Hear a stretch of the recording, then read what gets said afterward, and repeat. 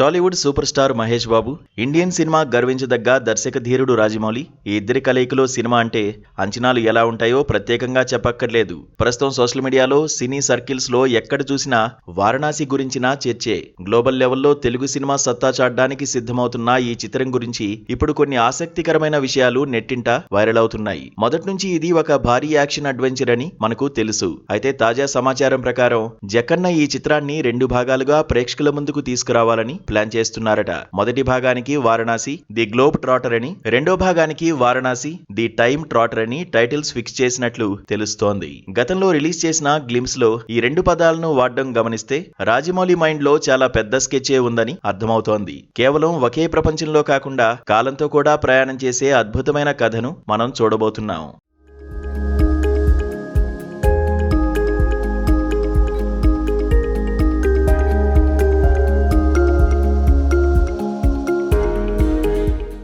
ఈ సినిమా కోసం సుమారు 1300 కోట్ల భారీ బడ్జెట్ ను వెచ్చిస్తున్నారు. ఇండియన్ సినిమా హిస్టరీలోనే ఇది one of the biggest project. ఇక షూటింగ్ విషయానికి వస్తే ఆఫ్రికా, కెన్యా దేశాల అడవులతో పాటు ఎవరూ ఊహించని విధంగా అంటార్కిటికా ఖండంలో కూడా చిత్రీకరణ జరుపుతున్నారు.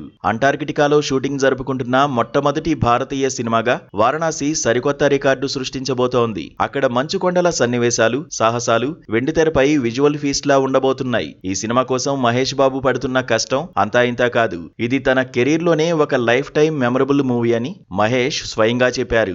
జక్కన్న విజన్ కు తగ్గట్టుగా తన అటెన్షన్ మొత్తాన్ని ఈ ప్రాజెక్టు పైనే పెట్టారు. ఈ సినిమా కోసం మహేష్ బాబు ప్రత్యేకంగా కలరీ పట్టు అనే ప్రాచీన యుద్ధ విద్యను కూడా నేర్చుకున్నారు. ఇప్పటి వరకు మనం చూసిన మహేష్ బాబు ఒక ఎత్తైతే, ఈ సినిమాలో కనిపిస్తున్న ఆయన రగ్గిడ్ లుక్, అలాగే మేకోవర్ మరొక ఎత్తు. ఫ్యాన్స్ కు ఈ సినిమాతో పూనకాలు రావడం ఖాయం.